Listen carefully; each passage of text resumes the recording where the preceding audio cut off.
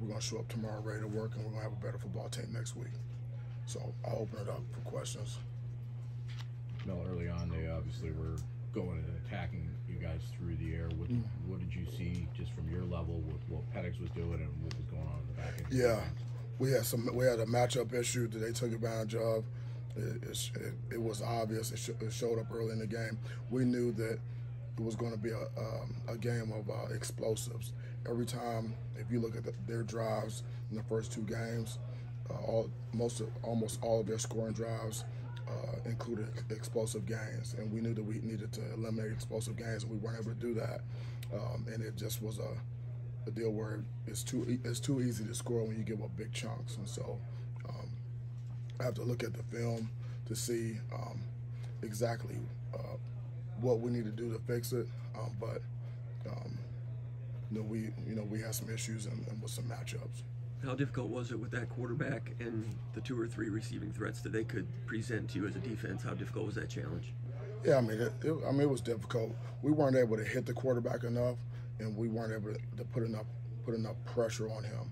And then, and we also didn't stop the run like we needed to early downs. And so, but I mean, he's a good player. Like I said during the week, I mean, he's one of the best players in the country, we think. And but we weren't really able to do anything to get him out of rhythm, and we let him off the hook with some big plays. I mean, as you went to the second half, is there anything as you know you have a matchup problem that you can do to try to just change it up to give them a different look or anything? Yeah, we did that, but it's at that point, you got you're playing to win as well, so you're doing whatever you got to do to try to get them stopped.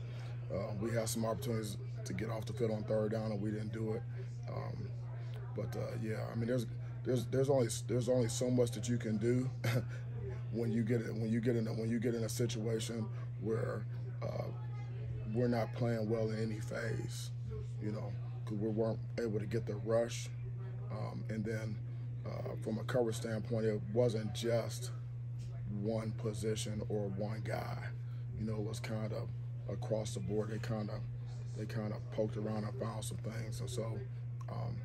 But we're gonna look at the film, and we'll find a way to mitigate any type of issues that we have, whether it's scheme or personnel or whatever. We'll get those things fixed, and then we'll move forward. Now, on the flip side, you had obviously offensively, especially in that first half, you weren't able to sustain drives, first quarter and a half or so. When you're struggling on defense like that, how much does that hurt when you can't sustain a drive and keep the defense off the field for a little bit? Yeah, well, I mean, we weren't able to get the ball to the offense enough in the first half. I mean, there was a stretch in there where I think that we ran 4 plays on offense. But yeah, when you don't play complimentary football, then you just can't beat a good team. So it was tough when we get the ball and we're not able to do anything with it. But on the other side of it, you got to get them stopped too. And it works hand in hand. And we felt like that if we could have got them stopped early and got the ball to our offense more, that we could move the ball. And we were able to move the ball quite a bit on offense. We weren't able to run it like I thought we would be able to run it. So we'll have to take a look at that as well. You have that great momentum where you get the defensive stand and then the safety the other way. And then I think the free kick there that goes out of bounds, they get the 50. Were you guys aware about the free kick rule? Because I didn't know that they get it to the 50 on a free kick. It's out of bounds like more than the kickoff. And then just can you speak to that swing? Like you get this moment and then it's kind of lost. Yeah, I mean, that's the complimentary football that we're talking about. You get them stopped, and then you get a safety, and then special teams we kick the ball out of bounds, and they got the ball at the 50. I mean, that's offense, defense, especially not playing together, and that's not a winning formula, So it's really a lack of execution. On that safety, I have to look and see what happened. It looked like the runner tripped, and tripped and fell, but it's just a lack of execution is what it is, and it's very disappointing. But there's really no excuse for it. And we'll just have to look at the film and get it cleaned up. Well, Coach, I know you said you haven't looked at the film, but what's the one thing that you take back, what you think about on the plane that you learned from the team today? Yeah, well, like I told him in the locker room,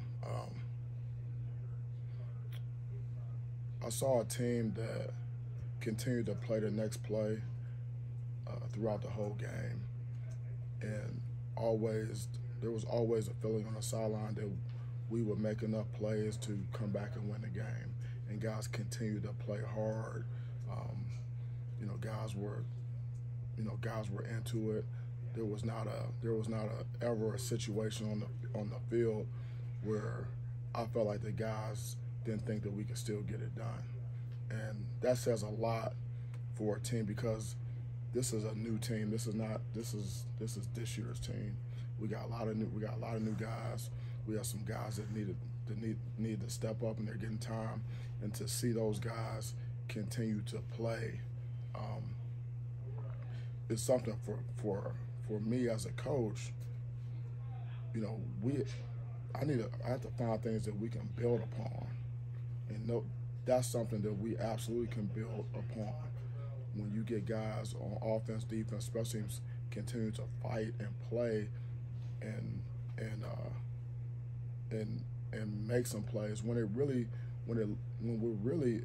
looked like it seemed like, from, if you just look at the scoreboard, like we're out of it, but the players didn't play that way. And so I learned that about this team. This particular team right here, again, is not going to quit.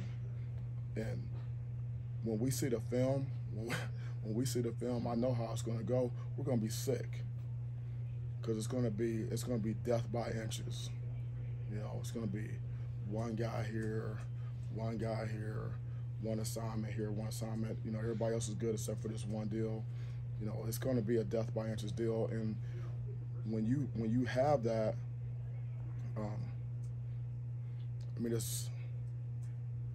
it's almost kind of even tough to talk about it publicly, but when you have a situation where you know that it's death by inches, and you can get it fixed, you got a team that'll fight, for me, that's encouraging, because those are the type of teams that can rebound and improve. You can end up having a really good football team when you got guys that will fight, and you just need to understand how important execution is. Sorry, go ahead. When you execution in every little detail, every single guy on every play in all three phases, that's what we lack today. And I'm confident we can get those things cleaned up. Was it inches in execution with the matchup thing you mentioned at the outset of the game? Was that part of the reason there? And did you make a change there in the second half? What did that look like? Yeah, so from my standpoint, from when I was getting from the box and when talking to the players, it was death by inches. I could give you a couple examples. They ran a double move on the guy. We drove to the underneath the guy, not to his upfield shoulder, and then we weren't able to stay on top. And then there was another play where we had a chance to get off foot on third down, and they had three wide receivers in a close proximity, and we were all triple pressed, and we were supposed to be on different levels, and we got picked, and we weren't close enough to make the play, and we never line up triple press ever, So you don't even give yourself a chance by a lineman. There was another third down when we didn't take the proper leverage on a guy, and they hit us on the back shoulder. And so those are the little details that make a big difference, and we'll turn on the film. We'll see it on offense. We'll see it on special teams. We'll see it in all areas. We'll see those things, because that's what was happening in the game. And then when we did do it right, we were able to get them stopped. Or we're able to move the ball. Are you concerned about the offensive line at all? Getting a push, getting some consistent lanes for guys to run in? I wouldn't say I'm concerned, because I really need to take a look and see what happened. And then we were down early. We were down big, early in the game. And again, we didn't have the ball very much on offense, in the first quarter, first half. So, it was a little bit of a catch-up game there, quite a bit of the game. The end of the game, you had Collins in there to get the runs. Excuse me?